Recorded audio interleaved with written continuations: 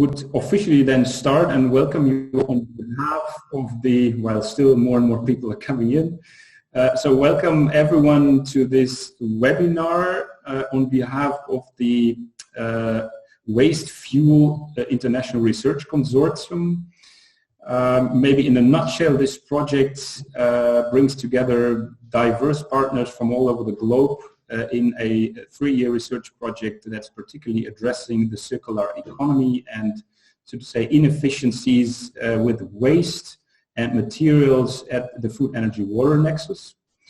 And myself, I'm Timo van Weert. I'm an assistant professor at the University of Rotterdam, and I'm working with the Dutch Research Institute for Transitions, and this institute is a partner among many others in this project.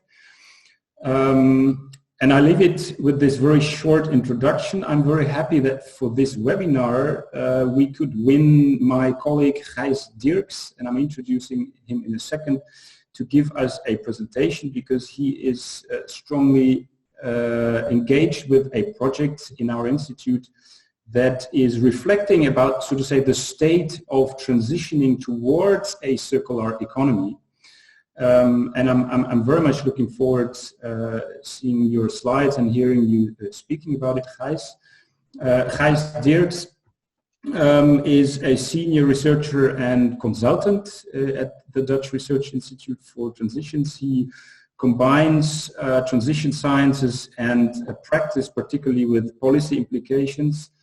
And the project that I mentioned that he will be mainly speaking about is called Staat van Transitie. That's the Dutch title, so the translation would be State of Transition. So it refers rather to the national level of where in a transition towards the circular economy are we, or what are the phases. And it's on behalf of the Dutch Ministry of Infrastructure and Water. So it touches upon a lot of aspects that we are also dealing with in our project. And as I mentioned earlier, I will give the floor now to Gijs Dirks for his presentation. He will share his screen, I assume, with the presentation. And please collect your questions or comments, and we will get to them after the presentation or post them in the chat, and then I can pick them up in the discussion later on. Gijs, please go ahead. Hi Timo, hi everyone. Thank you for the invitation. Nice to be here. It's always a challenge to keep everyone's attention digitally, especially on a Friday afternoon. I also find it challenging to present with the same amount of energy as you do in front of live audiences, but I'll do my best. This is the best part because now I can see all of you. After I start sharing my screen, your faces disappear. So it becomes even more difficult. And on that note, I do have a question for Timo. How long did you expect the presentation to be? And is there an opportunity maybe to cut it into pieces? So small discussions in between. That we could do that as well. I think in general, if it would be one, I would suggest not to go longer than 30 minutes. In total, rather stick to 20. But if you say here's a first chunk of information that's roughly, I don't know, 10 minutes, and then we open the floor a bit, that's absolutely fine. I think in total we had even scheduled 2 hours for the whole session. It could also be shorter, but I think we could go until 5 o'clock Central European time. All right, let's see if we have enough energy to keep that going. But I'll start then with sharing my screen. There we go.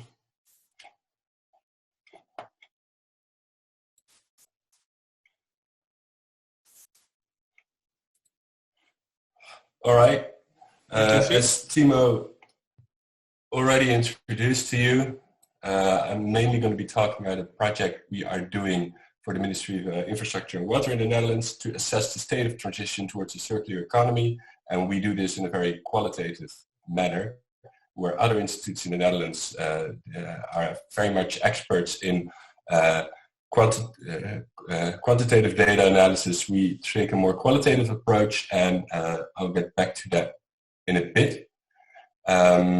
After a short introduction, I will zoom out a bit and tell a bit more about transition theory in a nutshell. We approach the circular economy as a transition, and I'll explain a bit more about what we mean by that. And then I'll discuss the research and consultancy we're doing for the ministry. And then we'll have an open discussion about what it could mean for your work, or what your reflections are on this, and what your feedback would be to us. I think you're all more of an expert in the circular economy than I am, so I'm quite excited to hear and get feedback from that perspective. First, an introduction of who I am. I think this is basically the timeline of my career so far, where I started in a very practice-oriented setting in startups in the Netherlands in the energy sector, being very lean, agile, and all that stuff, until we, of course, beautifully failed in our attempts to make the world a better place. And after that, I went into academia. I did a PhD in Transition Studies and Innovation Sciences at Imperial College in London. And after my time in academia, I spent some time at a Dutch think tank, the Rathenau Institute it's called, which is in between science and policy. And finally, I ended up where I belong at Drift, which is very much a place I enjoy being at, because they really try to combine science and practice, and where Timo is, I guess, more representative of our academic circle. I am more tilted towards the practice-oriented side of things, and that also will be clear thread throughout this presentation. Rachel is, of course, also here, and she's a PhD student, so very much an academic part of our organization. So this is Drift. You already know it, so I won't spend too much time on this, because Timo just said we are a partner. We are academics. We like to advance transition theory, but at the same time we are very much engaged citizens who want to accelerate and steer transitions towards a sustainable society. Transdisciplinary work, different themes, different skills. And of course we are embedded in the broader academic community of transition studies that some of you might very well be aware of already. So quickly a dive into transition theory. What are transitions? I think I always start this by taking a very simple approach, that is from the observation that our society is organized around certain societal functions, such as energy, mobility, healthcare, finances. And we normally optimize these systems. We are really good at making them better, more efficient, smarter, and safer. But every few generations, these systems change radically. The past dependencies, these incremental step-by-step improvements that led to the optimization, now provides to a lock-in. So it's very difficult to change the course of these systems once they are such like in an adult stage, when they are very good, efficient in what they do. Ultimately, the pressure becomes too great, and in an erratic system change leads to a new dynamic equilibrium. So these, I guess, these processes are what can be described as transitions, and these happen all the time. These are not only happening now, but also happened in the past. And there are many examples of historic transitions that I think were very influential in shaping transition studies in the early days. Because you can learn a lot by looking at transitions from the past, because they already finished, and only after they finished you can really tell whether it was a transition or not. So I always enjoy to briefly dive into one historic transition, just to get into the mind of a transition academic, and to familiarize ourselves with like a common language that we tend to use.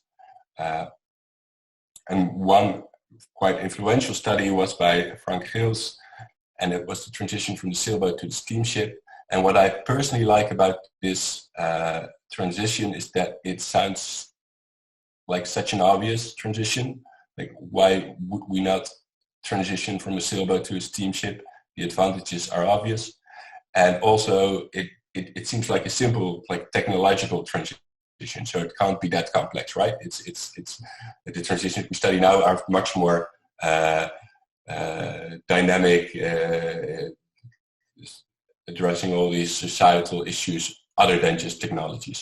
But if you dive deep into this case study, you'll find that even these types of transitions are rather complex. And it took a long time for them to materialize.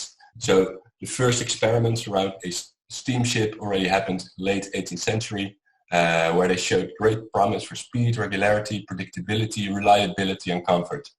But as I said, this was not a story of simple technological substitution. There was a long phase of pre-development where the inventors of the steamship encountered many, first of all, technological issues. You had the paddle wheel at first, which was very difficult when you would cross open waters because there were waves and then the paddle wheels would lose traction. You had vibrations because of the engine, so the wooden ships would be damaged easier, and when they would move to steel ships, then the compass had issues. And because it had such a big engine, you had less room for freight, and this was the main use of big ships in the open waters. But apart from these technological issues, there were many cultural issues that had to be reckoned with. The cabins that were always part of the back ship had to be moved to the midship. That sounds like a stupid detail to us, but for many of the rich paying customers, this was a big deal because you never move to the midship. That's just not what you do. So they would still prefer sailing boats for a long time. And there were many institutional issues. How would you set a premium to ensure your freight? Lloyd's was already around in that time, and they were very good in ensuring big freights that would go all over the world in sail ships, but they didn't know how to ensure freights or in a steamship. So there was a big obstacle. Yet the infrastructural issues. So would my ship be able to enter a port where the water's deep enough? And if my ship was there, would there be coal to refuel my ship? So talk about range anxiety in the 19th century. And the most difficult one to overcome was, of course, that of skills and competencies, because there was a big industry of shipbuilders, but that was a very traditional industry that existed for many generations, and they were very good at wood crafting and not so much at making ships of steel. So in that long time of pre-development, alternatives developed in what we call niches, small protective environments where different rules shaped innovation. For instance, there was a premium that people wanted to pay for mail to be delivered in time, and especially in the UK, you had the canals that were very much suited for coal-fired ships, steamships. So there, these ships could develop, and for personal transport, this became more and more popular option, especially for inland waters. Interesting enough, the regime, as we call it, the dominant practices, they did not go without a fight. As to say, the best sail ships were developed in the 19th century. I think the most iconic example is the T-Clipper. Beautiful ships that were built around that time and that were extremely fast in bringing those first harvests of tea from India to the UK. So they were not worried too much about all those slow coal ships, steamships that still had all these disadvantages. And we also see there was a very long period where there was a search for what the new normal might be, in which there were a lot of hybrid forms as well. And in the end, the big trigger that made steamships really break through and become the new normal was a external, what we then call landscape development, that triggered the transition. So in 1848 was a very special year where the gold rush in California, the revolutions in mainland Europe, and the potato famine in Ireland came together and triggered a huge flow of people that wanted to leave Europe and move to the US. And that really created a market for large-scale passenger transport. And these niches, these small steamships that had developed in the margins, were now ready to fill that demand in a much better way than the sailboats could do at that time. So what we learned from all these historical cases, this is just one, is that transitions are long-term processes. They take 1-2 generations to materialize, which is of course like a ballpark figure. They involve radical and structural changes in not only the structure of our society, but also our culture and practices. We tend to look at them at a system level, and they involve high levels of complexity and uncertainty. And they are often triggered by external pressures, so both top-down, so these are these major developments in world and society, and bottom-up. And this is a very influential way in that has dominated the way we talk about transitions, where we talk about the regime as the dominant system, the dominant structures, cultures, and practices, but that most often the initial change is triggered by a combination of niche developments, the spaces for new innovations or ideas of seeds of change to develop, and the broader landscape macro level developments that put then pressure on the regime and make these niches break through, as it were. This was just a very short introduction. I felt I needed to give some context about what we do at Drift. I'm not sure if that was very new or very old for you, and maybe if there are already questions about this part of the presentation. Yes, thank you very much, Gijs. We can open up for a short question and answer session. I would invite you to give me a hand signal, and then I would mention your name and ask you to unmute. Esther, you unmuted yourself already. That sounds like an upcoming question. Yeah, nice to be here with you. Thank you, Keith, for your presentation. And I'm sure your papers, I have taken a look at the research policy last one. Yeah? And we share a lot of theoretical and conceptual guidelines. It's not good, it's not bad, but it's interesting because I think the innovation studies and the path dependency approach and of course the niche and the multi-level approach are very interesting because they are capable to give us from all the places in the world a guide to understand the global transition process that is needed, but in developing countries like Brazil, and from Brazil, we have special contexts, yeah. But I think niches, I think René Camp and technological regimes, all these kind of approaches, they are very interesting, but they are not capable to catch up the functionalities and dysfunctionalities of developing countries. So we know that the transition system is national, it's local, regional, national economic blocks, but it's global. So what do you think about, and we can have some interaction, of course, after this section, this webinar.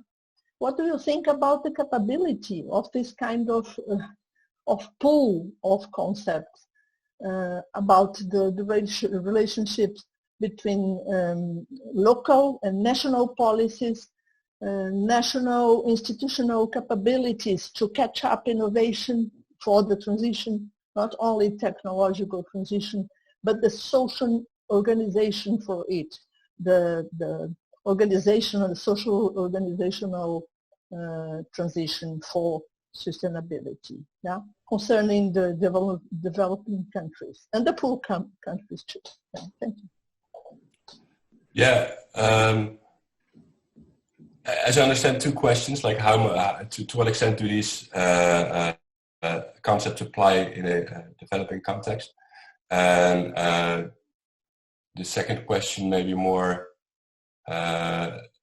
or maybe was that the main question actually, so I think I don't like all those studies that basically copy-paste this multi-level perspective to their context. And I think many transition scholars have stopped doing that a while ago already. This was a discussion that was really dominant 10 years ago, and luckily it's not that dominant anymore. So it's not take a multi-level perspective and apply it to the context of Brazil, because it doesn't work. It's a very different context. And often these frameworks are also developed on a particular technology or a particular domain. And it's not a model. It's purely a heuristic that you can use. And the reason why I presented it now is that I just wanted to explain where our language comes from. And I do think that in these heuristics that were developed early on within transition studies, there's an interesting language that does still stick. People do still talk about regimes and niches in terms of heuristics that can help you to make sense of what you then see in your own context. And I would be very hesitant to go any further than that. And I know there's a lot of interesting research now that's emerging about like transition studies in the developing context. I am unfortunately not an expert in that field. Then I would have to redirect you to some of my colleagues who are much better in that. So maybe that's something I would do like to follow up maybe with Timo and Rachel as well. Yeah, thanks, Gijs. Very good points. Just to quickly add to this, Esther, you basically pointed your finger to sort of say major critiques with the multi-level perspective, and the one that I heard in between the lines is the question of agency and power. For example, in terms of good or bad governance in the Global South. Which is a at least justifiable critique that this is somehow underrepresented or overlooked in this model. And secondly, you had this question about, so to say, the scale of reference, or the question of spatial scale or spatiality in this model. That's also a fair critique. But the main point I want to make is that for both aspects, there is, over the last years, a lot of work done already. And just to mention, for example, the work of our colleague Flor Avellino on power aspects and aspects of empowerment and politics of transition. And I'm happy to share some references there with you. So that's this one aspect. And the other aspect, there is for about the last 7 to 8 years, a rather young research stream within transition studies that's framed around the notion of the geography of transitions. For example, Bernhard Truffer, Lars Kuhnen and other colleagues, and I'm also happy to share some references there. And these questions of, well, scale reference or cross-scale effects are starting to be addressed there. And maybe a last point, yes, I think the original, so to say, the first years of these models definitely had a strong northwestern hemisphere focus and reference, so to say. But also this has at least been acknowledged in more recent literature that there is a strong gap in addressing, for example, Global South contexts. And just to name also one concrete example here, a colleague, Anna Wieczorek from the University of Eindhoven in the Netherlands has written at least a very nice overview paper about conducting transition studies in developing countries. And I'm also happy to share this reference later on. Back to you, Gijs. Or maybe, is there an additional immediate question at this point? Otherwise, I would please raise, oh yes, Sue, please unmute yourself. Okay, so I'm Sue from the UK. I'm also a physical geographer, so you'll have to excuse me if what I ask you is perhaps a bit naive. So I was interested that you said that this transition potentially takes quite a long time. Do you feel that transitions actually need a crisis in order to sort of begin this sort of transition, and that you could have one that, you were talking about the oil tanker, and I understand that, but do you think there's a point at which the oil tanker takes a right-hand bend all of a sudden, and that the transition happens then? I'm very happy that you asked me this question on a Friday afternoon. Right. It is a bit of a Friday afternoon question. Yeah, so they do take a long time, but I think the transitions we are worried about at the moment are also already ongoing for quite a long time. They have their roots 1, 2, maybe even 3 decades back. So the crisis moments that define transitions, and I think they have defined transitions in the past quite regularly for good and bad, are not events that like initiate a transition, but they do can be a important a watershed moment, I guess, that creates, finally puts enough pressure on the regime to open up, and for these new emerging alternatives that have been developing for quite some time already to break through. I think that would be the general consensus. And then how big that crisis needs to be, and whether crises are not also being used by the regime to reinforce the status quo is, of course, every time an ongoing discussion, and also today quite relevant. But yeah, they do play a big part in any transition, I'd say, historically at least. Shall I continue? Yes, please. For now, so the transitions we look at right now are very much inspired by a want or to transition towards sustainability, responsible these persistent problems in modern societies, and there are beautiful definitions of what these transitions should be about and should not be about. They tend to be quite normative in a sense, and I don't necessarily think that's bad, but it's good to recognize that we are very much taking a normative stance often in that transition, and that needs to be acknowledged as well, I think, by anyone who studies them. So the transitions you all know about towards sustainable energy systems and towards sustainable mobility systems, and the transition, of course, you are involved in is the transition towards a circular economy.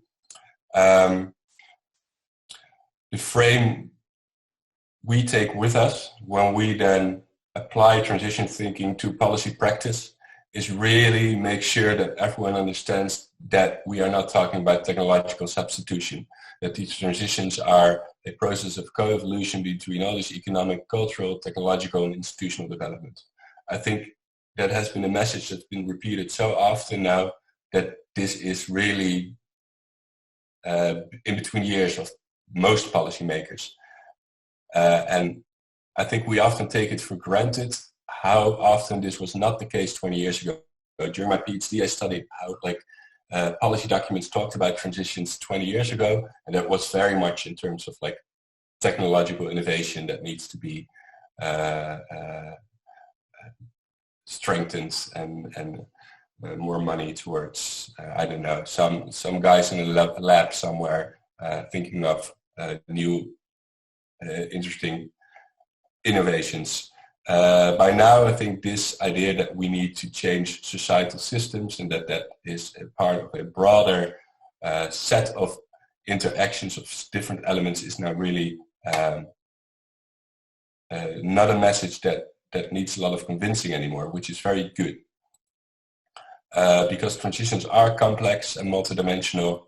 They are controversial and sensitive. They're deeply rooted in culture and institutions, which also means there are simply no simple solutions.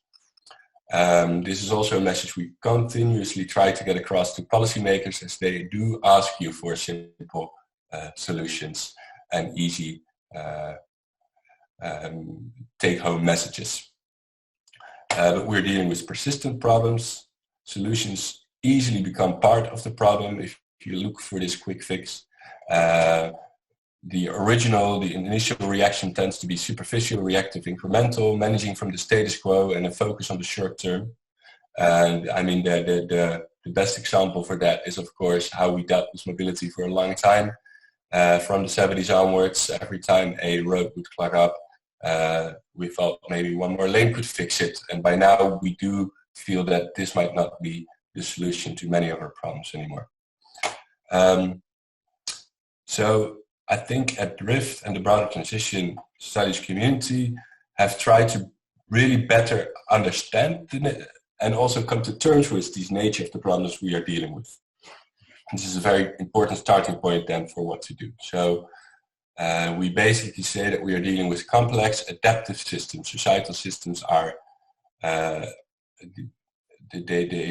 which basically means that they exhibit properties that cannot be traced back to the individual parts. And they are adaptive, which means they consistently change because of interactions with an open environment. They tend to rely on processes of co-evolution, so where different parameters of the system influence each other and build on each other with both positive and negative feedback loops. Alternatives are being selected on basis of variation and selection, so we tend to borrow a lot of terminology from natural systems, biological systems, to get our message across to policymakers, to help them think of society as were it a natural system, so to speak, and that these concepts that we tend to only apply to biological systems, natural systems, also apply to ideas, technologies, and human systems. So we have all these properties of complexity, the interdependencies, the co-evolution, uncertainty, non-linearity. So what does this mean then for human intervention in these systems? The central message we also every time want to get across to policymakers, and we tend to sometimes overlook because we feel it is obvious, is that society cannot be managed, societal change cannot be planned, effects and causes are uncertain and unpredictable, but at the same time, small interventions can make a great difference. There's a power in diversity of learning and experimenting, and it's good and essential to try to get insights into long-term dynamics of societal change. So from this, the transition management philosophy basically originated as a new mode of governance for sustainable development. It's not about command and control, it's about trigger and accelerate transitions by playing into existing dynamics of change in society, taking complexity as an opportunity, and gaining insights into the system dynamics. So these are examples of the theory that has been developed in the field over those years, which I won't go into in much detail. Here I will explain a bit more about the approach we took at the State of Transition project for the ministry, and that is we used an X-curve to get an overview of all the dynamics in the current transition towards the circular economy as a starting point for policy intervention. Because if you break down transitions to its most simple form, you often get this S-curve where a lot of people talk about. This is also a dominant way of thinking in innovation studies, where it expresses a simplistic idea of nonlinearity, where there's a long phase of pre-development, then there's a tipping phase of reconfiguration towards new equilibrium, dynamic equilibrium. This is, of course, a very simplistic idea of what transitions are. And over the past couple of years, we have at Drift thought about how can we be a bit more specific about these transition dynamics we observe. And the main takeaway lesson is that, first of all, a transition is not only about upward dynamics, but it's a combination of upward and downward dynamics, and it can be divided into multiple phases. So that is how we moved from an S-curve to X-curve as a way of thinking about these dynamics, and the importance to not only think about the nice, cuddly upward dynamics of innovation and change, but also fundamentally address the importance of the established system and how that needs to be reconfigured or even phased out. So we also defined multiple phases in this, where from the upward dynamics, you first have this phase of, oh wait, there's still some Dutch in this, I see, of experimenting with radical new practices and radical new thinking that goes into a phase of acceleration, where alternatives are connecting, visible and accessible, where then is a phase of emergence of new structures that become visible. The need to transition is broadly accepted by society, in which you move towards the phases of institutionalization and stabilizing this new normal in new structures. And finally ending up with both tweaking and optimizing the new regime, as it were. Parallel to these dynamics are the dynamics of the downward curve, as to say, where first there is this idea that we're still optimizing the old. It's just improving what is already there, and there's no underlying essential doubt. Everything is still going well until like incidents lead to urgency. There's a destabilizing effect, which will then trigger a fundamental discussion about future directions. When then this new system emerges and becomes more visible, this also leads to chaos in the old system, where there are many contradictions and uncertainties that come to light, as well as opposing interests and conflict. This then needs to move into a phase of also breakdown, where we release former established order, losers become visible, and at some point we'll also need to phase out certain practices, ideas, technologies, infrastructures, say goodbye, and also deal with these losses in a fair, equitable way, of course. This frame we try to apply in practice in this project called State of Transition. Why did we do this? This is really to help the people that make these decisions on how to intervene in transitions to zoom out and to get a more comprehensive understanding of all the transition dynamics. We sometimes jokingly say we try to take off their, I don't know the English word for this, but the horses usually wear these masks on the side of their... the blinders. The blinders. So take off the innovation blinders. And these innovation blinders that policymakers often wear is where they only focus on nurturing the new, the good, but without taking more comprehensive system dynamics of transitions into account. It also helps to create a more common frame of reference of language. What do we see? Is this really something new, or is this still optimizing the old system? And what does it represent? How can we interpret this? And from that discussion, policymakers can then reassess, prioritize, and identify more strategic actions.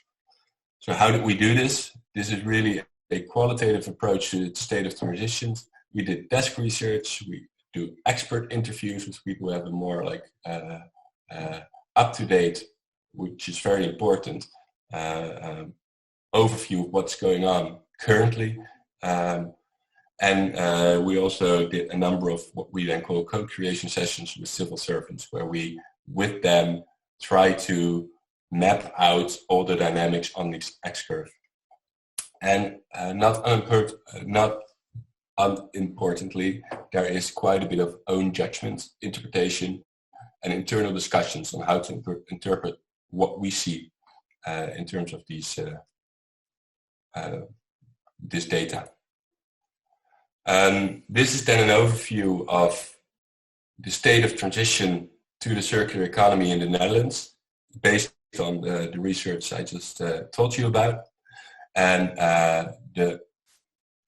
what color are we calling this? Purple, red, pink, pinkish, I don't know even. These circles, they represent an amount of effort. And the state of transition to the circular economy was, I think, least advanced of all the transitions we looked at, because we did this also for mobility and energy. But in the Netherlands, what you see that when it comes to the circular economy, we still see a lot of effort in optimizing yield. So where we incinerate waste for renewable energy and say this is part of the circular economy, but really it is not something that, if you take future visions of the circular economy seriously, will be there in the future. There's a lot of mixing of recycled plastic into normal plastics, so that we get products with maybe 20% recycled plastics in them. We try to get higher recycling targets. It's all about efficiency in a sense, to collect even more so that we can then again incinerate most of that waste. But there is a lot of effort also on the side of experimentation and acceleration. Versnellen means acceleration in Dutch. For instance, in terms of experimenting, there's a lot of ideas around building with wood or chemical recycling, repair cafes, and companies really trying to get modular design into their products. And after having a lot of discussions internally and with experts, we did say that we find that there's more dynamic, there's more effort now in acceleration than in experimenting. And this is a subjective interpretation we took, because we found that the experiments we have been doing for quite some time already, and many of the principles of the circular economy we do know. And most efforts of companies or initiatives we see are trying to now bring that knowledge together and really get it into a new phase. Where we do see a lot of new circular consumer products enter the market, where governments are trying to push this agenda by making ambitious transition agendas towards the circular economy, where they pinpoint towards iconic projects that they say this is really what we're trying to scale up now. At the same time, we do see a lot of destabilization as well. An important event for the circular economy was that China refuses to take foreign plastics and deal with them. So this was really now a responsibility of Europe, and I think the US as well, to deal with it themselves. We have a long-standing infrastructure in the Netherlands that collects clothing we don't use anymore and then distributes it all over the world. Well, the rest of the world is now telling us, please keep it yourself, you're destroying domestic markets. So the prices of that is falling, also because the quality of our new clothing is falling, so the quantity of second-hand clothing increases, but the quality is down, so there's no business model anymore, and this old infrastructure is now crashing and are going out of business, which destabilizes the former way of doing things. And there's also this call for more extended producer responsibility, which is leading to some destabilization in the private sector. Emergence, we don't see a lot of true emergence in the circular economy. It's still very at a starting point if you compare to other transitions, but there is a trend that is definitely now becoming more visible to everyone, which is, I've called it the servicification of the economy. I'm not sure if it is a word in English, but the idea that now more and more products are being offered as a service, not only to consumers, but mostly, at least in the Netherlands, as business-to-business side of the economy. So in construction, for instance, you would offer the entire facade of a building as a service rather than as a product. And this is something that is really becoming mainstream. It's not the circular economy itself, but it is an important precondition for a circular economy. In terms of institutionalization, the most effort we have identified is, for instance, where a lot of public governmental bodies are institutionalizing procurement standards into their procurement strategies, or where universities are now institutionalizing the circular economy as a concept by offering master programs, etc., which sounds like a very silly point to make, but it does say something about the matureness of the concept. For instance, 10 years ago, most people in the Netherlands talked about cradle to cradle. Cradle to cradle never got to the point where it became institutionalized in the sense that there was a master's program completely dedicated to the circular economy. So these are small examples we give to then policymakers to say, well, there is something happening, that this is really becoming institutionalized in the long term. There's some examples of phase out, the ban or tax of single-use plastics, and the banning of landfills, or you cannot export waste anymore in the Netherlands if you cannot convincingly say that the countries you're exporting it to are then landfilling that waste. So, as a main conclusion of this state of transition to the circular economy, we said that there's a broad recognition by everyone that the linear economy is under pressure, but that's still very difficult to break through the dominant system. We're still optimizing with a big focus on recycling rather than the more value-added parts of the circular economy. We do see many activities around creating this new normal, where we say the emphasis has shifted from experimentation to acceleration, and where the surfacification of the economy now is at a stage of emergence maybe. But circular is struggling to get past this idea of just recycling things better. The destabilization of this becomes somewhat visible, but there's no real felt chaos. In the end, if you're very honest and critical to what is now happening, everyone is still quite happy with this linear model that is still very dominant.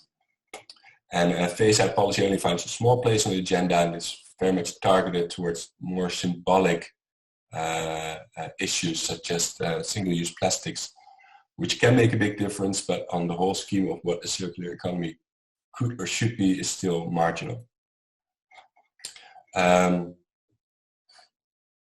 conclusion we ended up, well, co-producing, I guess, with the policymakers we work with, was I find interesting because it tells me something about the value about contrasting this upward and downward curve, because it really shows you that there are contrasting narratives of the circular economy. So it helped people within the ministry to make sense of how to interpret it, better recycling efforts or waste incineration. And the conclusion we came to is that the new circular world of radically different business models designed for recycling, high quality recycling and other forms of value retention still has too little interaction with the old circular world of better regulation of the waste phase. To accelerate the transition, there's still great need for guidance, focusing on both the emerging order, the established order, and the link between the upward and downward curve. From that, we started this assessment as of the state of the circular economy as a entry point for what to do now. How can we steer? And I will briefly go through this, but again, we use this X-curve as a frame of reference to then identify where can we actually steer as policymakers. So we can think of what needs to be built up, but we also can think of two other dynamics of what needs to be changed. What is there currently that needs to be with us in the future, and what is there currently that also needs to go and simply needs to be phased out.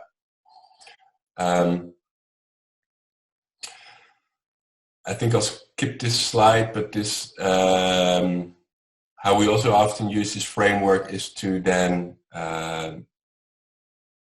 say that, well, if you're in a different phase of transition, it also asks for different strategies. So if we're still in a phase where there's a lot of optimization and experimenting, maybe there's more need to connect front runners, problemize the status quo, and create new discourses basically deepening this circular economy agenda. But if you're moving to a next phase, we need more attention toward niche regime interaction. That's basically the call the civil servants made to us as well, where we create a common agenda, shape broader coalitions, and basically broaden up this movement towards a circular economy. And if you are really moving towards a later phase in transition, it is really time to strongly focus on institutionalize what we need to take with us towards the new circular economy, shift norms on a large scale, and create mass. And this is how we drew lines between the different phases of transitions and how that then can help policymakers to strategize, to really think of, okay, where am I, where's the dynamic, where is my current activity on this X-curve, and how can I then move within this framework to move the transition forwards. I think I'll keep it at this. What we then also do, I just want to tell you, briefly show you other ways in which we use this X-curve approach. Is not only as an analytical tool for a research report, as I just showed you now, we also use it as a more playful tool with civil servants or with practitioners to say, okay, if this is the transition to the X-curve, where do you stand? Where would you position yourself on the curve? And maybe also, where do you want to go? So it becomes more dynamic. You move around and have a discussion about where do we actually want to put our efforts for the next year or so. And of course, you can become very creative with all these stickers and post-its until you drop, because that's also the consultancy part of me that then comes to light, where we really let go of the more rigorous academic approach of doing traditional science and really get into the mode of co-creation and activating an actionable research setting. Maybe we can try out this with you later to see where your project stands and where your activities are mainly focused. I think that would be a nice way of starting a discussion. But for now, I think I'll just stop talking for a bit, because I haven't seen you in 50 minutes and I'm not even sure if my internet is still working or not. And I feel very isolated in this room.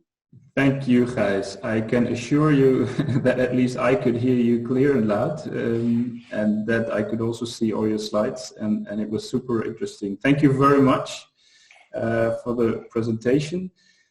I would say we first of all take 10 to 15 minutes for open question and answers and discussion, not only questions directly to Gijs, but also feel free to interact within the group, but so to say, opening up the plenum for immediate questions towards Gijs, but also, so to say, in a broader perspective among the whole group. And I would still ask you to quickly give me a sign, and then I can take a note. Yes, I see Dan waving. You would be first. Maybe one or two others who already have an immediate question.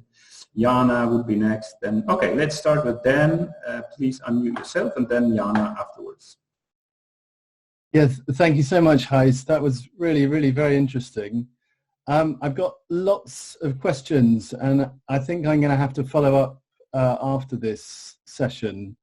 But just a first question then on winners and losers. Have you done any work on looking at when you're trying to transition from old paradigms to new paradigms? Obviously there are going to be losers and winners. Have you looked into that and how you accommodate? So an example could be the coal industry and having to provide jobs for when you're trying to transition away from coal to other renewables. That's just one example, but obviously there's going to be examples in every single sector. Is that something that you guys have looked at? I'd love to hear. As I say, I've got lots of other questions, but I'll just leave it at that. Thanks. So, yeah.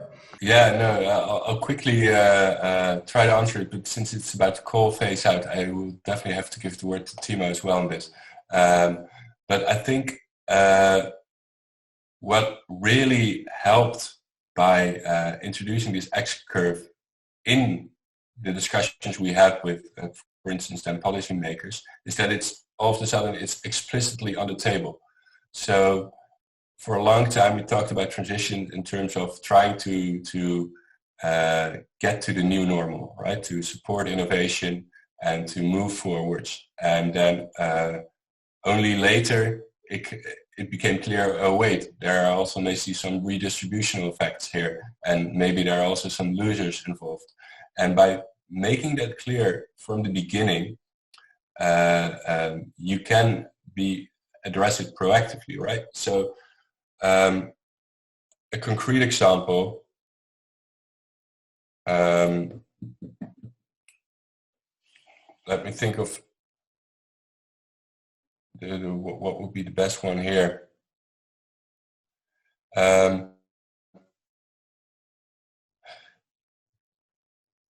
Timo, can you tell me something about the project you're doing in Germany with the phase out of coal? Because then I'll try to think of a good example which is not research related, more practice oriented.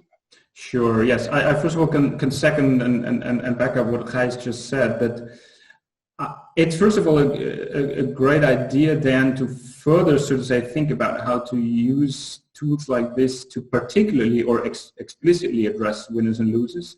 I think we could also sort of say think further about this, but I fully support what Gijs said, that at least making explicit that there is this sort of say inherent necessity in these long-term change processes for decline, that you have to have a type of decline and destabilization, so to say, to have these deeper transitions.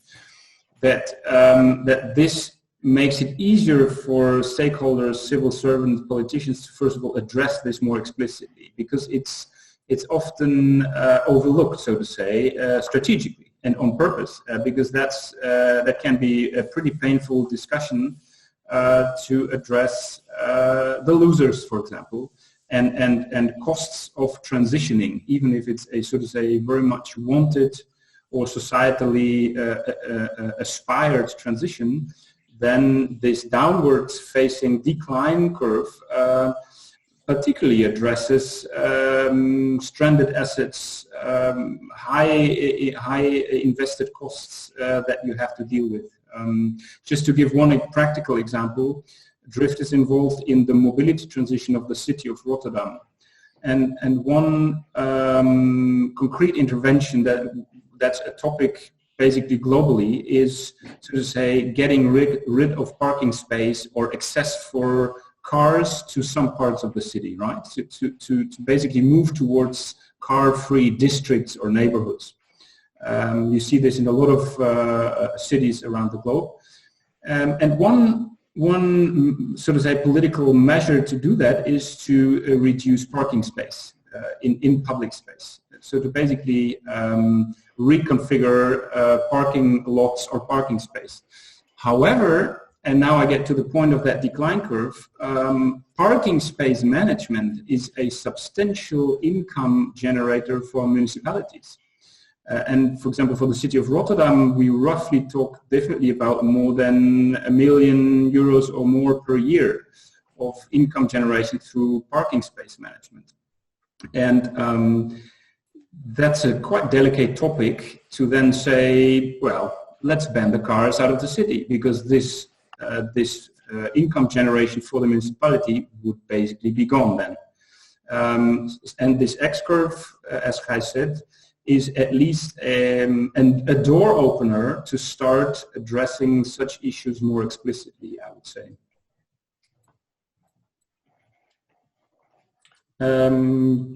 Jana. Thanks, Gijs. It was a very interesting presentation, and I don't think you need to worry about your online presence. It worked well for me. My question is related to, obviously, the current crisis, which many perceive as a potential crisis which can trigger change even when we overcome the actual pandemic right now. Do you see specifically in the context of the circular economy that there are areas in which this current crisis could actually trigger things to sort of, which were actually on your lower curve, the innovations, etc., that they now could become more prominent in other areas which you would see as having been affected negatively by this current lockdown, which more or less affects most countries in the world at the moment? Yeah. Oh, another Friday afternoon question that I would really also like to share with, ask to many of you, because you are probably much more of an expert in the circular economy itself. But I mean, one of the more obvious things that are being said right now is that countries are really reconsidering their supply chains on certain essential goods, right? And try to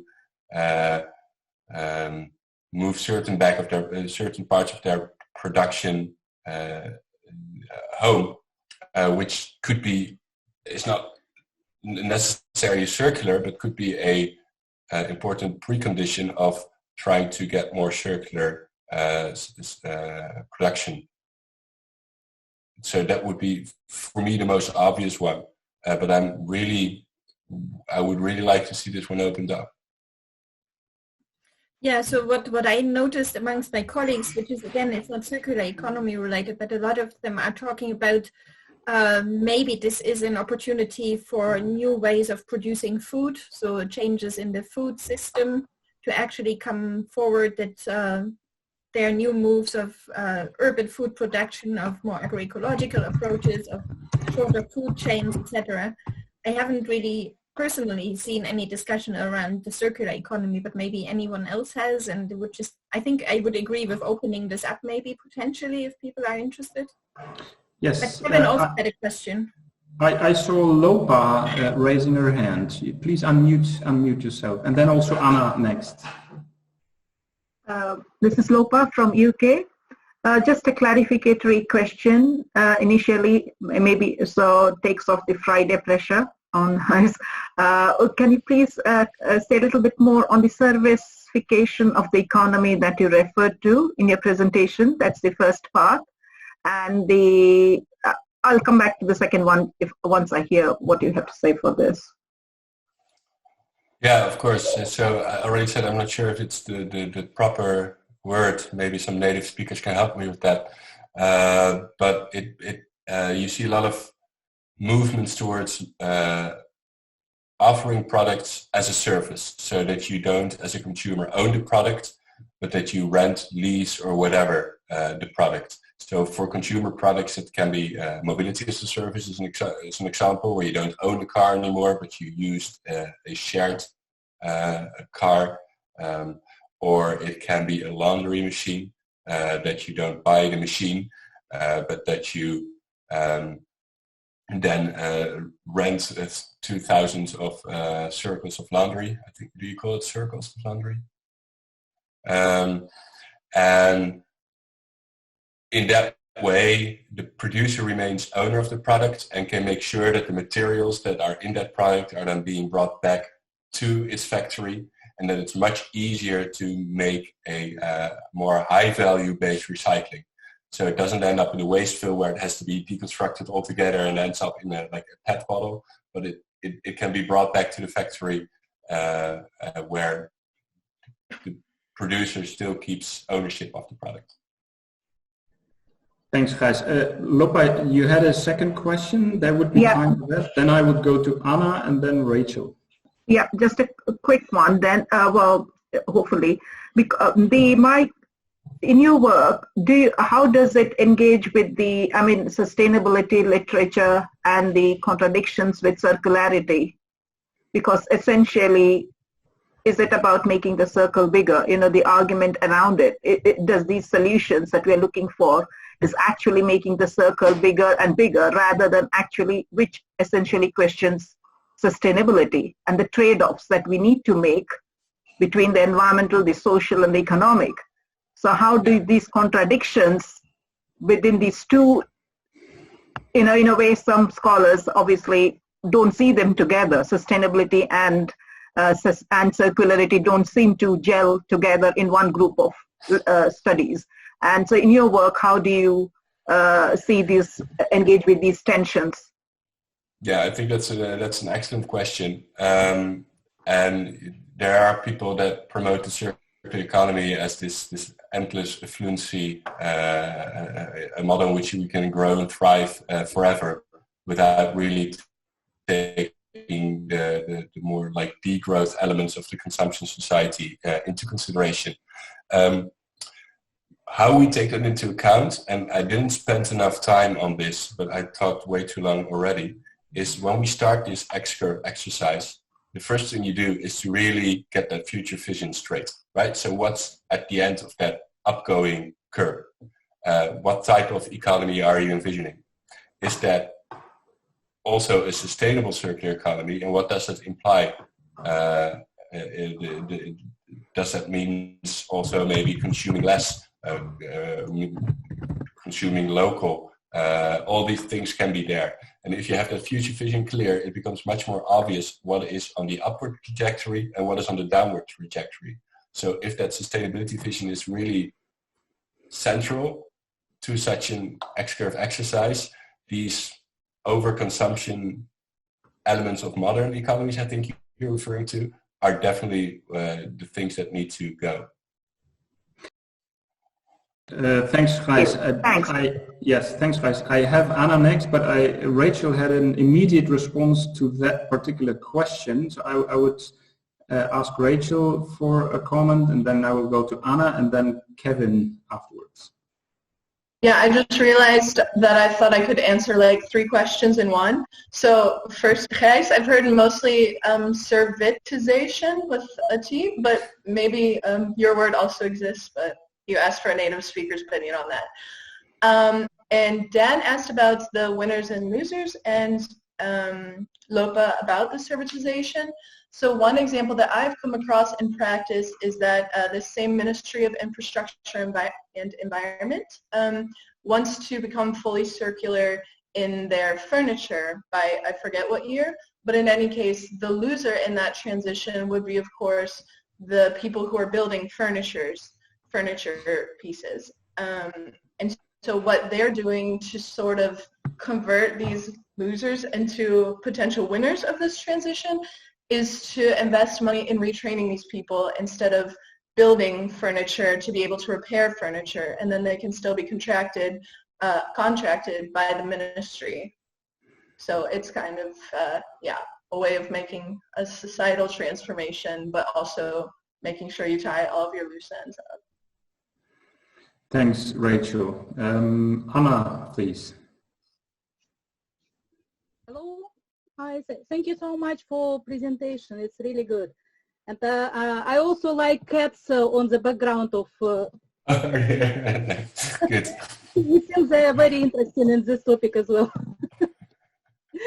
Yeah, but my question is about producers. Yeah, because it's very important to focus on design products, and how we can encourage producers to focus on design their products and also to responsible on lifetime of these products, and maybe to work more with academical people who can help to design products sustainably, using sustainable materials, make products like repairable, reusable, and etc. Yeah, the $1,000,000 question, I think, right? How do we get people to now really start at the beginning of the circle and think about what their design should be like? So I'm not an expert on the business side of things here, but what I see policymakers trying to do in this project we worked on is really now get towards the phase where we can institutionalize certain principles in, well, law, basically. So a practical example is in the Netherlands, building is quite highly regulated. Like, to build a new house has to be really done according to a certain standard. And now they want to include circularity principles in that standard. But the big bottleneck is now what are the standards for a circular building? They are not there yet. But what is quite inspiring to see now is that because they have that vision of where they want to get at, is that they now gave themselves 4 years until 2023, so 3 years now left, to actually from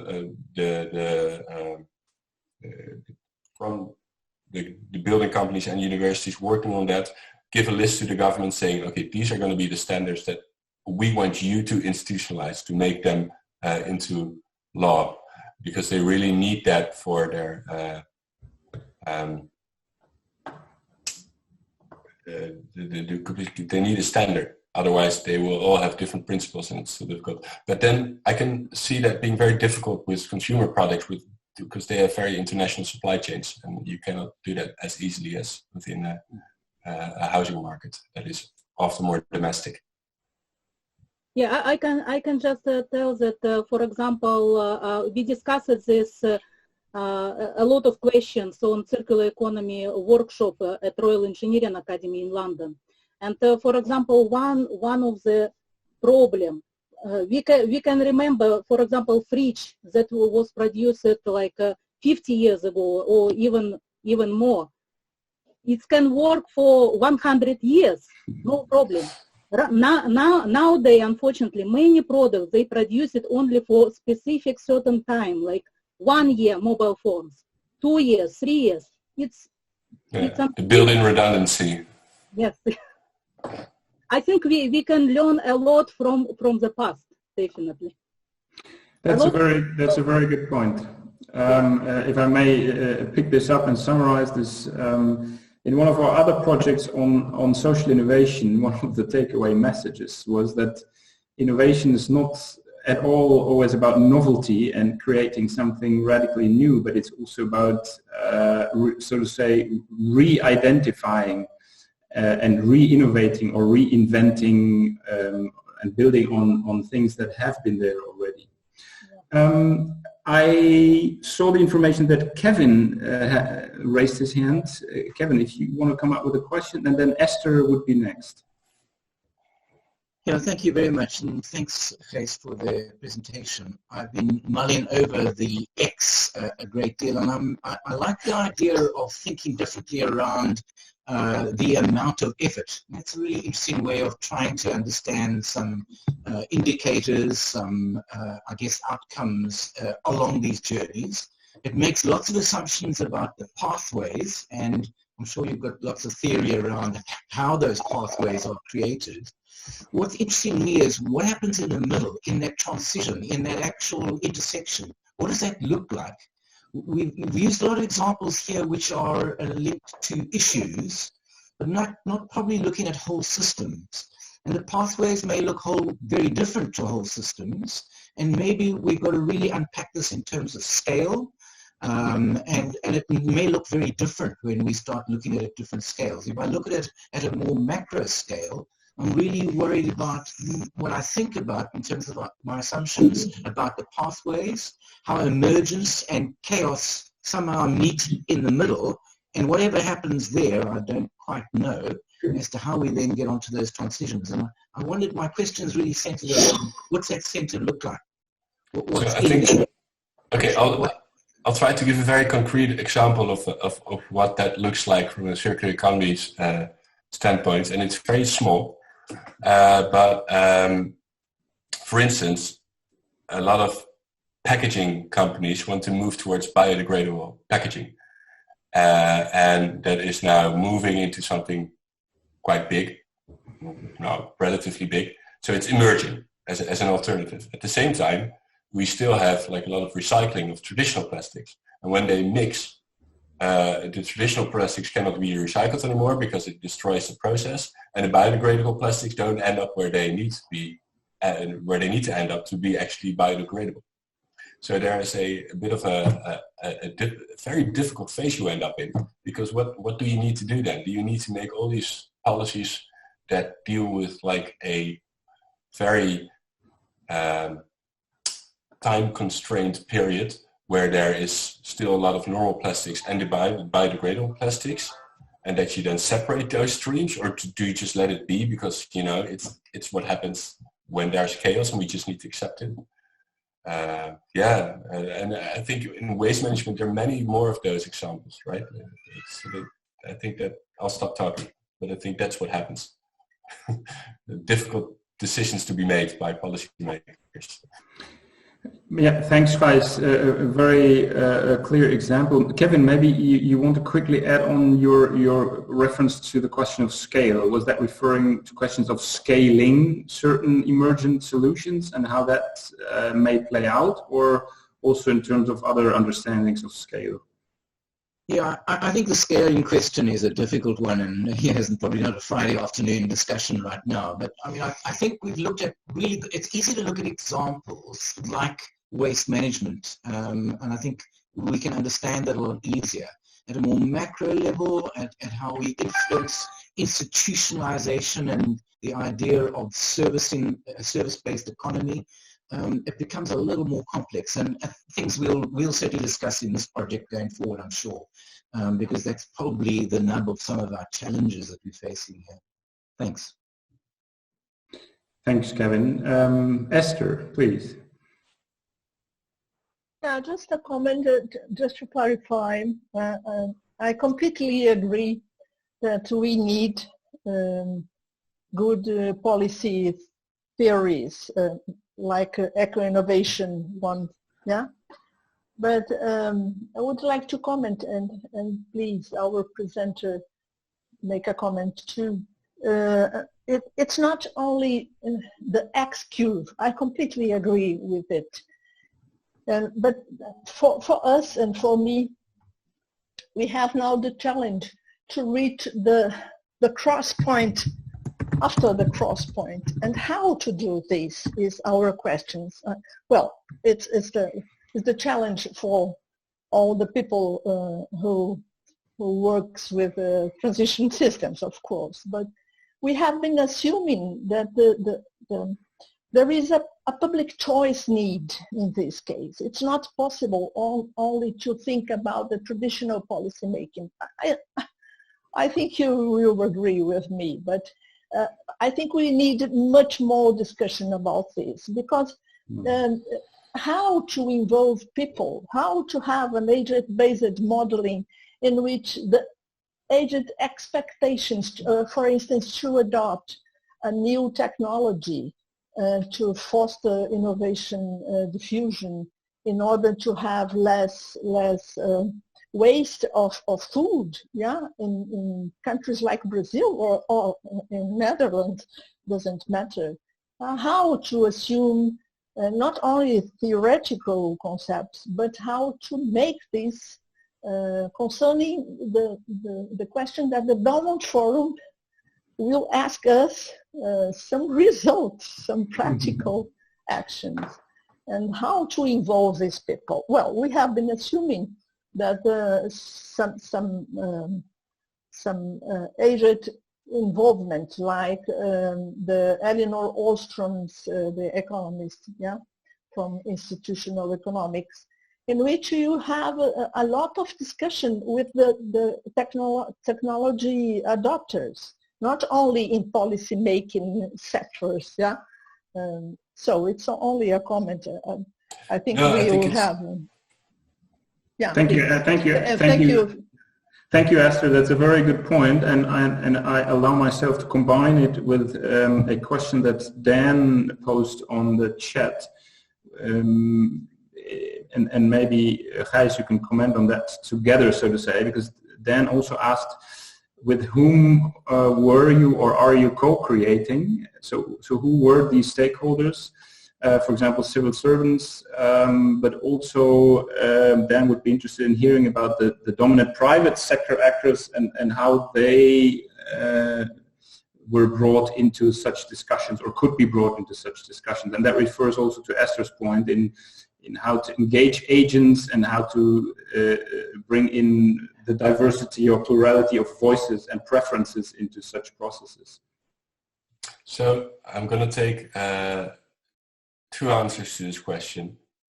First of all, I acknowledge that transitions are not only about policy, but these are societal changes, and to bring them about, you need a broad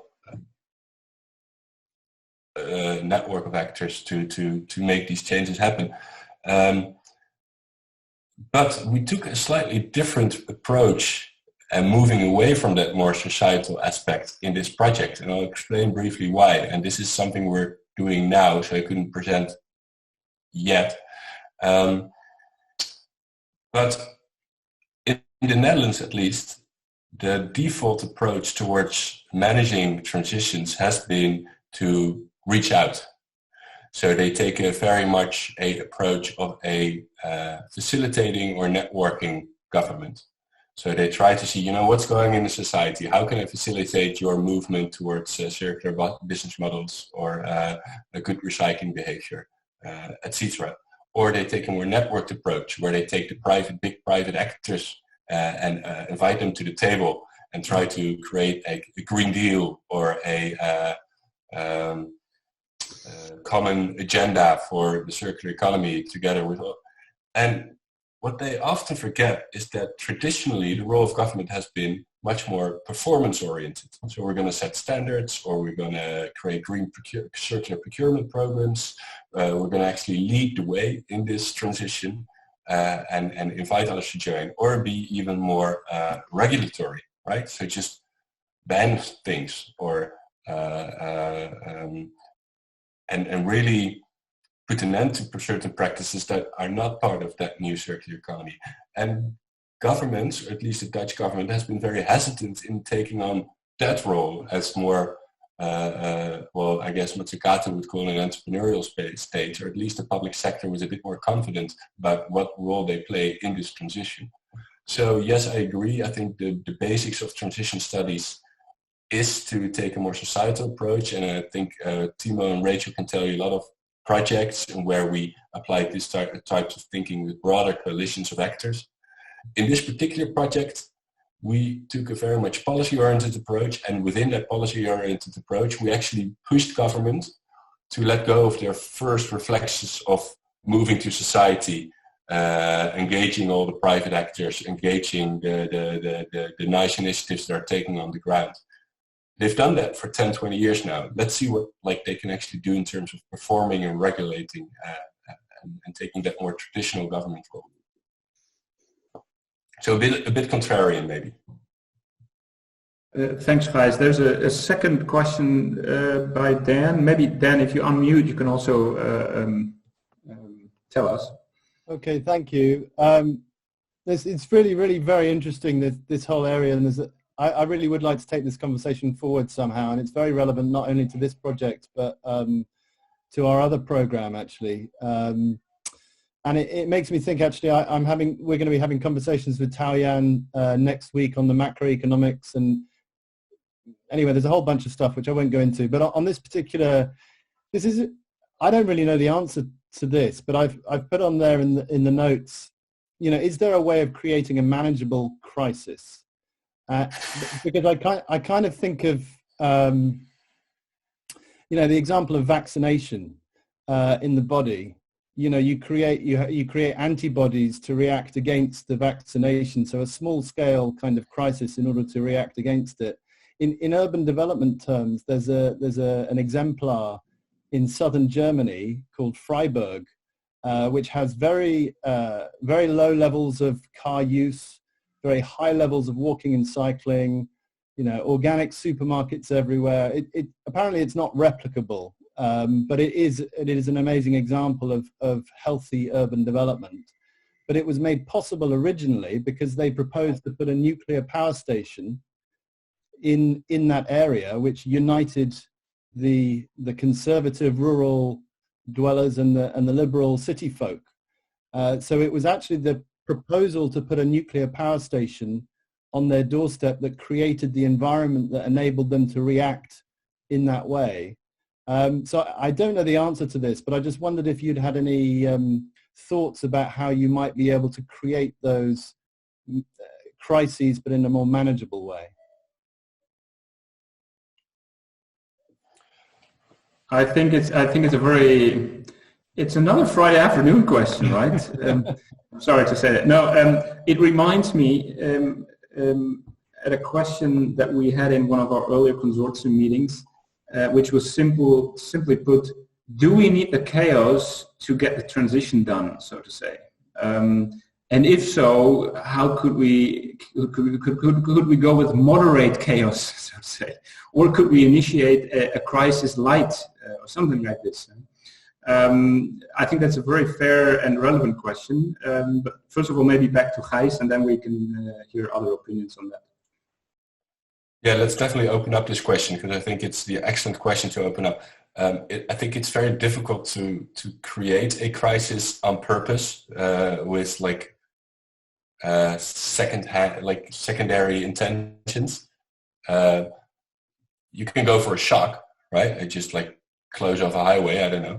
But what we do sometimes do as an exercise is think of what crises could actually trigger this transition. So we call this a wildcard exercise, something like that, where we really make people think of, okay, what would happen to your particular field if, I don't know, a pandemic appears, right? So all these expected surprises, because these are expected surprises. We know that they are very, they could really happen, and there are many of them.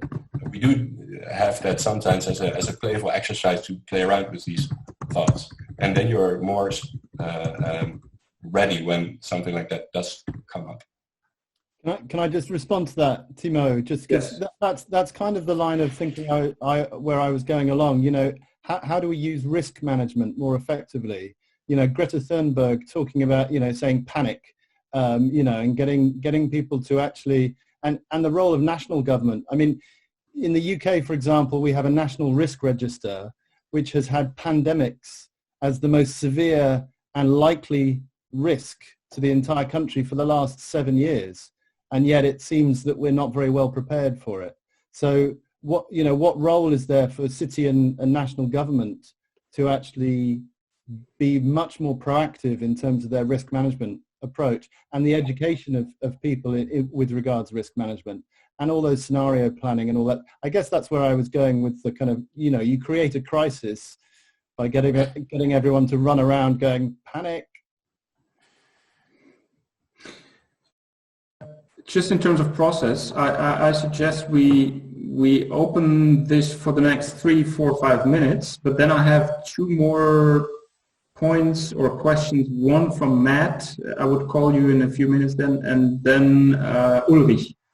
But before getting to those 2, maybe we stick a couple of minutes to that issue of, is it also ethically a good idea to somehow stimulate system crisis, and how might we do that? Or could it be an interesting pathway to think about moderated chaos, or even getting through this core of a transition phase without major destabilizations and chaos?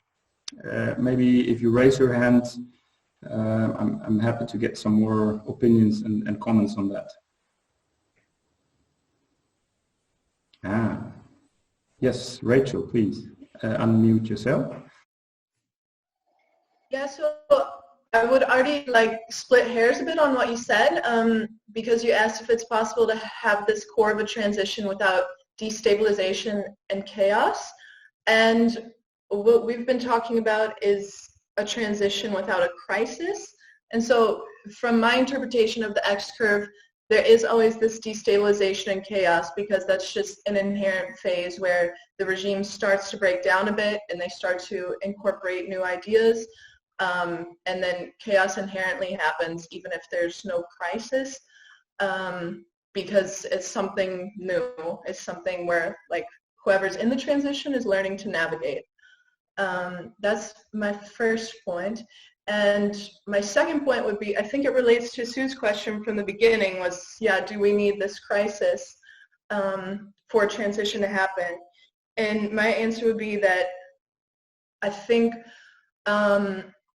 crises can accelerate transitions and they can spur them on, they can be the catalyst, but I don't think they're necessary. my first thought was just, I'm reading this book called The Power of Habits, and it's really interesting, but one part about it was the first CEO of one of these production companies who incorporated safety as a measure, whereas before everyone was focusing on turning profits and things like this, and so everyone thought this like new CEO was some kind of crazy hippie, and they all de-invested because they thought the company was going to go down the drain. But what they realized, or like what happened in the end, was after they focused on all of these safety measures, the habits translated as well. So they started to do their work better as well. There was better morale. Less people had injury time off, things like this. And so in the end, the company did turn huge profits, more than they could have expected if they only focused on the financial aspect. And because this guy was so successful, that's why now in any company basically where there's any sort of risk, you have these safety measures and like X amount of days without an accident, something like that. And so to me, that's an example of a societal transition. Now this focus with holding importance on safety without having had a crisis occur.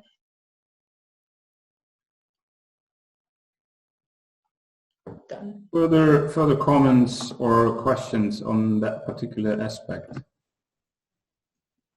Yes, Adina and Lopa.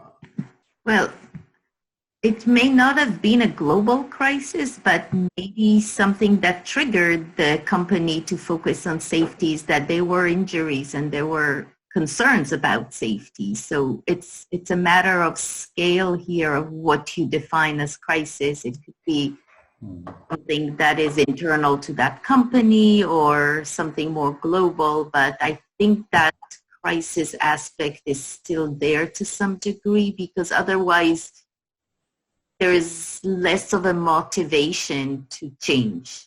Everything is well. People don't typically in their nature seek change. I mean, for example, we've been talking for ages about video conferencing to lower carbon footprints. And we haven't done anything until now because of the corona thing. So, it's something that is definitely people were talking about and thinking about, and it's crisis that actually made us transition. Yes, thanks, Adina. Lopa, yes. Yeah, I think that going back to what Rachel said, I think it's not necessarily transitions are crisis driven, because it can also be driven by changing needs, changing perceptions, which is much more to do with innovations. Basically what we're talking about here is actually a new way of dealing with things without having been in a crisis. It's not necessarily crisis driven. It's just that you find it might be time efficient, resource efficient, or particular reason. So I guess that is the idea the transition is much more a longer term process, much more about societal changes, and what we're talking about is innovative ways of doing things. So we're talking about both the niche innovations and transitions in the same breadth. I think those are quite different things that we are talking about, different type of processes and action. They might have similarities, but they're also different in many respects. So I think, that's my comment on that. Thank you. I see Ian. Please go ahead. Just to follow a little bit on that, there's crises and crises, aren't there? There's everything ranging from emergencies and calamities through to catastrophes and absolute devastation. It strikes me that it's the idea of, is this something that's a temporary thing? Are we going to restore our normality? Or are we actually in a permanent change through this crisis? And I think that's really where we are with this virus problem at the moment. It can be seen from many people, it's a temporary thing, we will get back to where we were before. But many others are seeing it as this is a paradigm shift, it's a complete movement into something new. And I think it's really quite important to distinguish where we are on that spectrum, in a sense of whether this is something that's going to make a huge long-term change, or whether it is just something to be got over and the resilience concept of just bouncing back to where you were before. Because if it is just that, then the existing regime is going to do its utmost to push us back and keep us where we were, rather than the opposite, which is shift to something new, which will be better, hopefully. But I think the nature of the crisis is something which would be very important to dig into. Thank you, Ian. I think that's an important point you mentioned about the nature or character or type of crisis to differentiate there. Yes, Gijs, please go ahead. You're muted. You're muted. I was muted. Just a brief comment on this.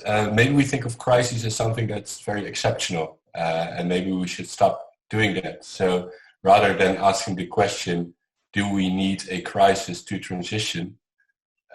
We can turn it around and say, well, a transition takes a long time. In that period, we will definitely experience a number of crises that will affect this transition, either positively or negatively, as I think Ian just also underscored.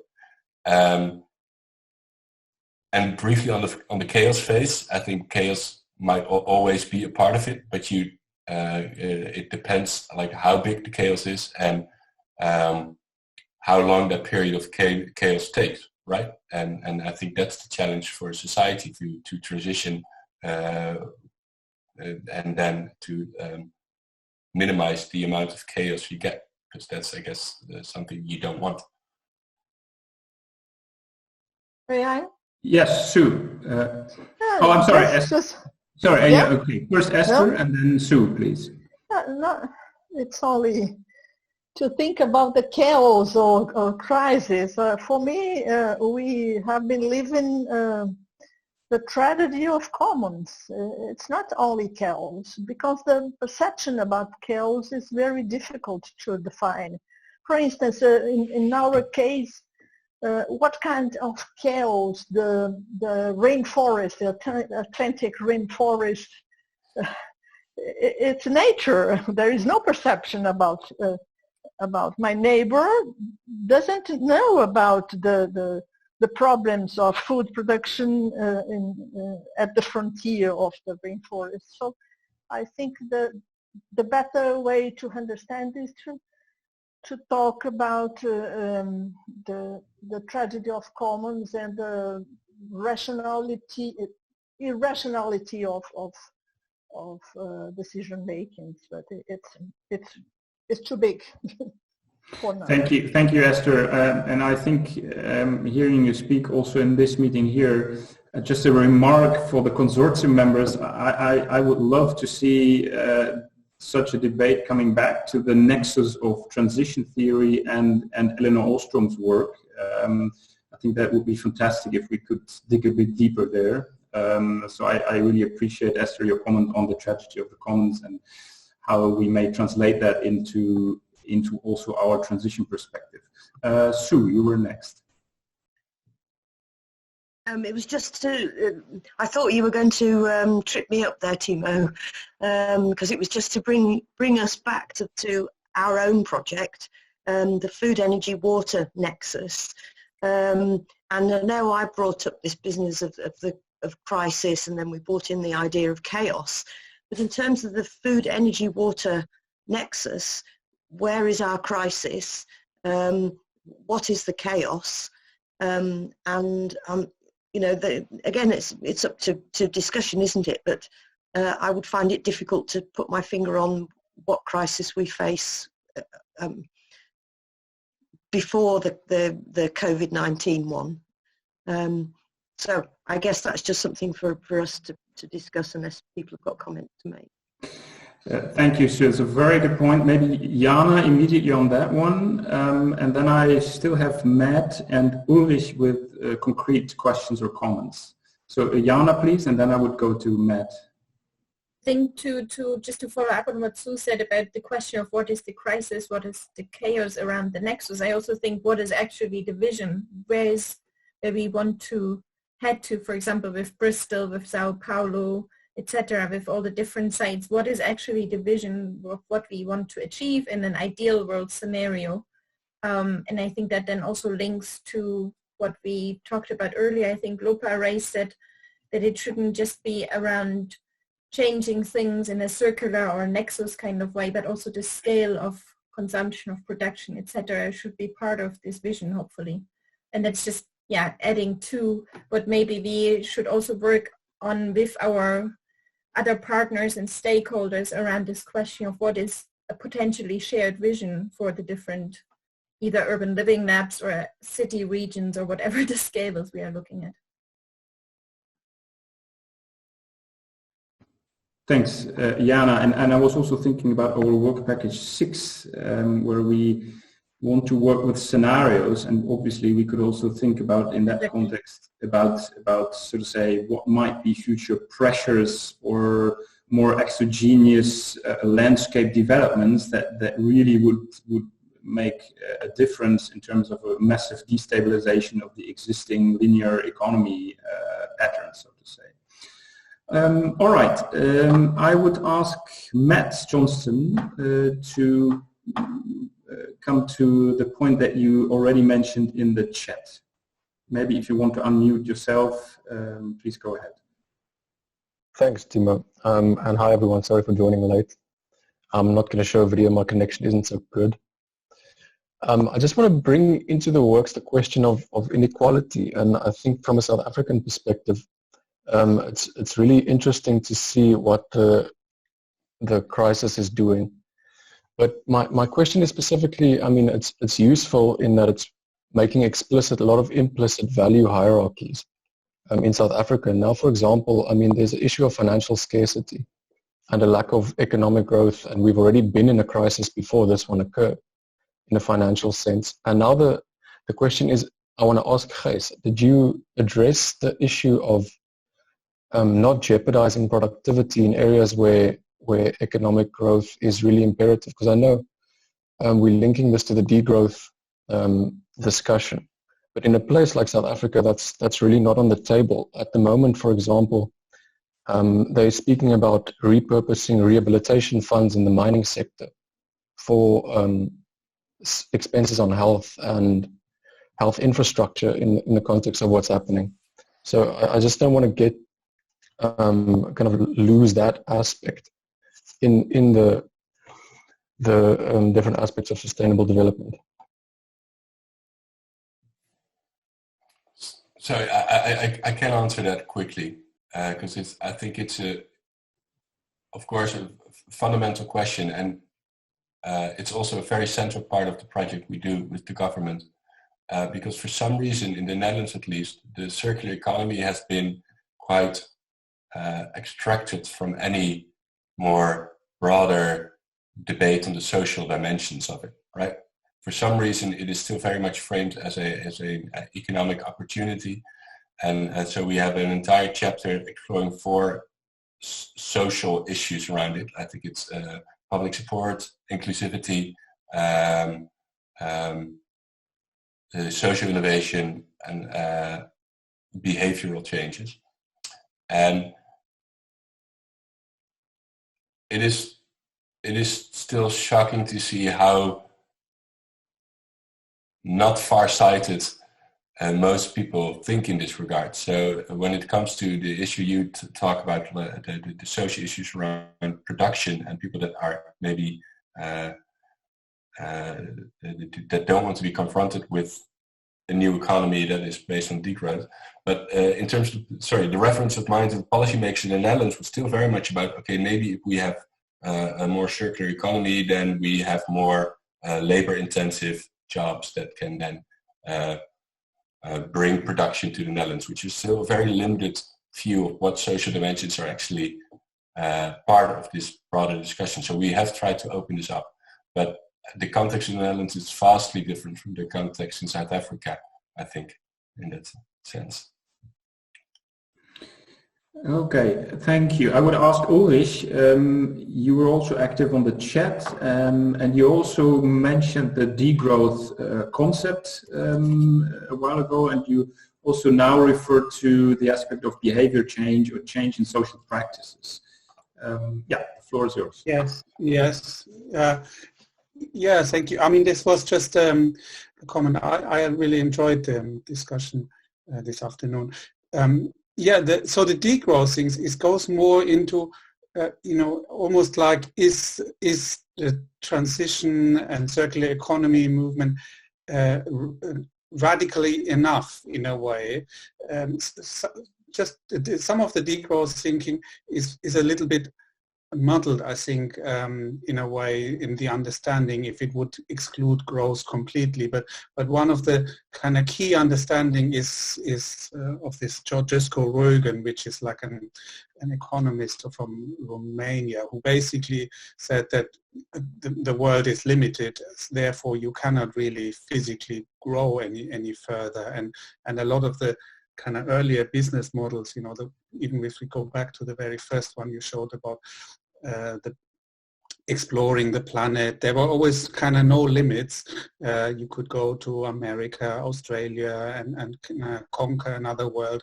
But now it's kind of clear in a way that there are no other worlds, and at least not on this planet, and all the others around, in the solar system are also not habitable. That's something we also know. So in some way, the overall assumption that you can always fix something by growing somewhere else and moving out is gone. And that's the kind of the way I understand degrowth, so that you kind of decouple yourself from this idea that you could grow somewhere else all the time. And I think it's a little bit more radical than the circular economy idea in itself. But anyway, that's the question. So I wanted to know what your views are on there, including, I think, the interesting view that a lot of countries in the world still want a lot of growth. South Africa for other reasons as well, while others. Degrowth has been mainly developed in Italy, for kind of obvious reasons, because the population is already shrinking there a lot. Yeah, so this is the question. Good. I leave this open for the group. So here's the notion of degrowth, and any comments on that? Any opposing arguments or critical reflections about it? Well, as a short comment, I'm always a fan of the terminology of a-growth rather than degrowth or growth, but that's maybe a bit of a linguistic tug of war. Mm-hmm. Yes. Yeah, if I can add my comments, my reflections, because I think degrowth, as far as I understand, it's not about not having growth. It's just that it is more focused on making it more equal, more inclusive, more equitable. So which can be done without scaling up. So I think that different notions within degrowth scholar literature. So I think it is confusing. It's conflating different type of issues. The issues in the developed context where it's overproduction and consumption and very unequal growth. I think the attention of degrowth literature is to bring about these deficiencies, this overall lack of concern towards sustainability. And so in a context where it is on a much lower scale and more sustainable, clearly the questions and issues are not so much about not having growth, but making sure it's actually bringing back attention to what matters most. It's not simply unlimited growth that we are looking at, which seems to have become a dominant trend. So I think that it doesn't prescribe one approach, one solution to all the problems for all contexts. So I guess, so that's why, yes, so I don't think the word degrowth actually captures, because it tends to give you the idea that we don't want any growth at all. It is what type of growth that we are envisioning or having as a policy or as whatever for any government. So whether it's South Africa or whether it's India or UK, we might need growth, but we're questioning what type of growth, for whom, and how. And those are the sort of questions which it asks. Thank you, Lopa. I just want to point to the time. Formally, we have 5 minutes left. At least that's my information, that we go until 5 o'clock European time, Central European time. I currently have the feeling we could continue, not forever, but even more. That's a pretty good sign for a Friday afternoon webinar. So congratulations to us, so to say. Nevertheless, are there any urgent last questions or comments? That would be the moment to come up with it now. Dan, was that a yes? Please go ahead. Sorry, just would I be able to get hold of the slides, or are you going to be able to share those slides? That'd be great. Thank you. That's a yes. Still time to maybe go for one more question or comment from the group.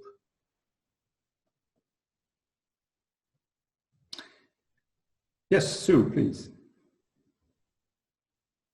I was only going to say thank you very much for an extremely interesting and well, very interesting presentation, and it generated so much discussion. And I think that, you know, behind the scenes, we're going to be talking about this for the best part of some time. So, you know, thanks very much indeed. I've really enjoyed it. Thank you. Well, thank you. It was my pleasure. It's always such a nice way to structure your own thoughts if you have to present them. We're getting the hang of this webinar thing, so that's also a good thing. I thought it was very nice atmosphere. It felt much more intimate than I thought it would. And I also hope that Rachel and Timo will keep me up to date on all the progress you are making with this project. Yes, and what I suggest is when Gijs and myself briefly prepared or discussed some ideas around how to structure the session, and particularly the later discussion, there was this idea of using this X-curve model somehow to reflect upon our own project, or at least some of the regions that are in the project. We didn't get there yet, I want to say, but I would suggest to take that into some of our next meetings, and maybe for a next consortium meeting, hopefully taking place in person in South Africa, which is still under question. That could be a concrete point to work with, just to use that as a template, so to say, and reflect upon the regions or the project. All right, I thank you all for being here. I also enjoyed it very much, and I think, yeah, let me thank Gijs again. It was really a great input and very stimulating for the discussion, as you could see. I wish you a wonderful Friday afternoon, or still day. And maybe Adina, do you want to close officially, or is that fine if I... Yeah, just say enjoy your Friday beers. For in California, it's our morning coffee, but and have a good weekend and stay safe. Yeah, stay safe and healthy, and hope to talk to you soon. Bye-bye. Bye, thank you. Bye. Thank you very much. Bye.